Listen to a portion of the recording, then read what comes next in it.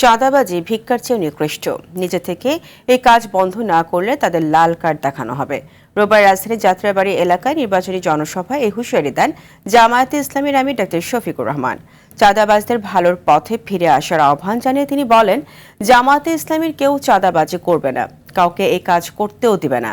এ সময় ফ্যাসিবাদের শিকড় উপড়ে ফেলার জন্য নির্বাচনে হ্যাঁ ভোট দেওয়ার আহ্বান জানিয়ে জামায়াতে আমির বলেন, মানুষ আর বস্তাপচা রাজনীতি চায় না।